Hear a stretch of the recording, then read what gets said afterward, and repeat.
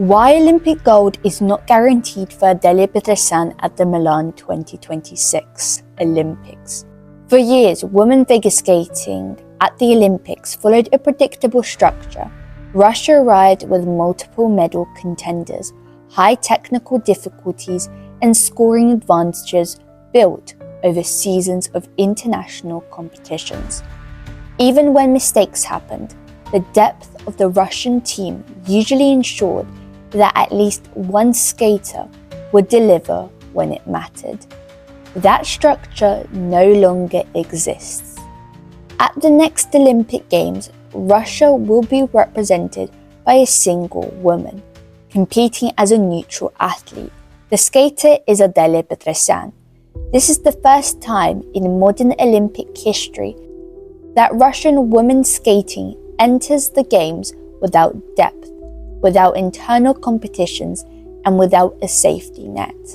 Petrosian is not one of several options. She's the only option Russia has to prove to the world that they still hold dominance even with the ban of international competitions.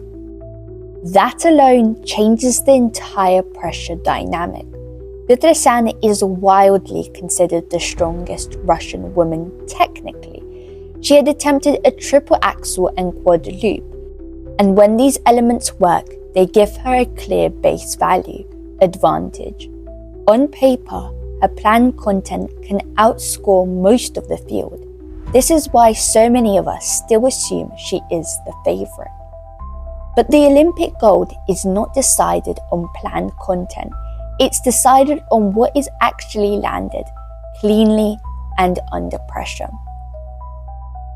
And this is where Petrosian's case becomes complicated. At Russian national competitions over the last season, Petrosian has shown a visible pattern of inconsistency. Her jumps technique itself has not collapsed, but her execution under pressure has clearly weakened.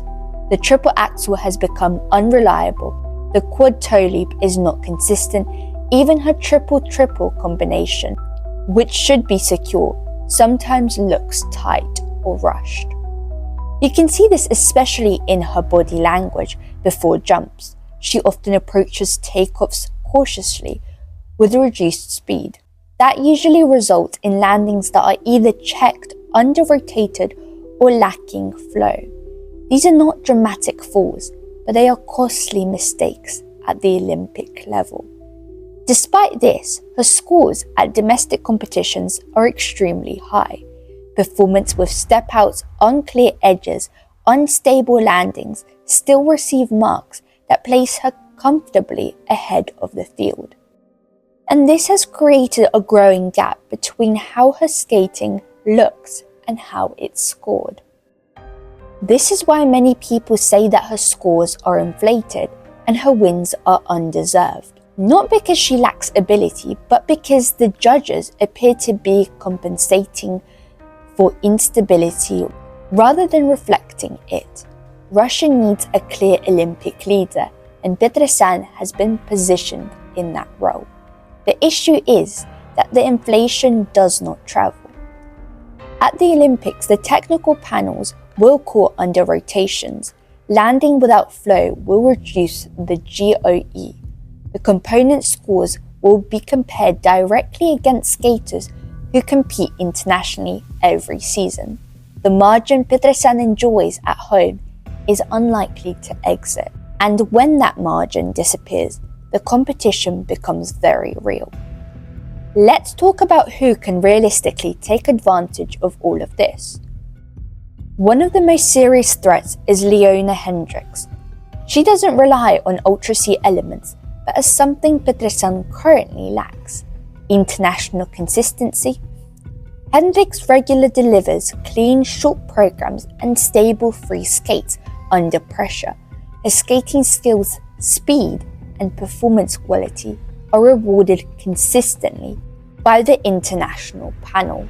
If Petrosian misses or downgrades a triple axel attempt, Hendricks does not need to skate perfectly to close that gap. She simply needs to skate clean. At the Olympics, clean programs often beat the risky ones. Another major threat is Anastasia Gubanova. Gubanova is not a high-risk technical skater, but she's extremely reliable.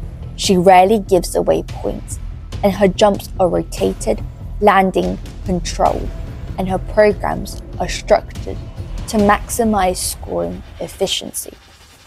In an Olympic scenario, a skater like Gubanova becomes dangerous if the favorite is nervous. One major error for Petrosian, combination with two clean programs from Gubanova, could completely change the podium. There's also the issue of component score competitions.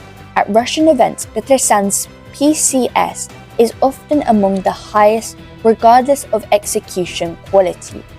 Internationally, PCS is far more competitive. Skaters like Hendricks regularly score very high in skating skills, performance and composition. If Petrosian's PCS drops even slightly, the scoring cushion disappears. This is especially important. Petrosian's free skate layout often relies on high-risk jumps early in the program. If she makes mistakes early, it affects not just her technical score, but also her performance quality and overall flow, which further impacts the PCS. Another factor that cannot be ignored is the psychological pressure. Petrosian is not just competing for herself, she's competing as the sole representative of Russian women's skating. There's no second skater to distract attention. Every camera, every comparison, and every expectation is focused on her. History shows that Russian women have struggled under this kind of singular pressure. When skaters are presented as inevitable champions, nerves often increase rather than decrease. You can already see signs of this in Petrosian's skating. The more she's positioned as guaranteed winner, the tighter her jumps become. On top of all of this, Petrosian is suffering a leg injury that holds her back attempting these quads. The injury sparked a couple of weeks before the Olympic qualifier, where the doctors told her she could not jump for 2 weeks or go on ice, which was a huge setback coming into an Olympic qualifier, resulting in her competing just with triple jumps alone in both her short and free routine. Petrosian was in full doubt, even willing to give her spot to the reserved Alina Gorbachova. But Alina also caught a major injury over the summer, which posed her even weaker than Petrosian. This is why the idea that Russia always wins no longer applies. The field is stronger, judging is stricter, and Petrosian's current inconsistency is real. She can absolutely win gold if she stabilizes her jumps and delivers 2 clean programs. But unlike previous Russian champions, she does not arrive with dominance built in. She arrives needing to prove to everyone and everything.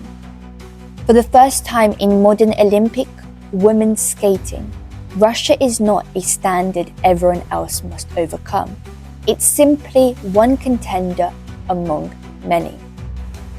These Olympics can be argued the hardest for the Russians. The pressure is high, as it lays in Petrosian's shoulders to carry, to secure dominance, to raise national pride for Russia.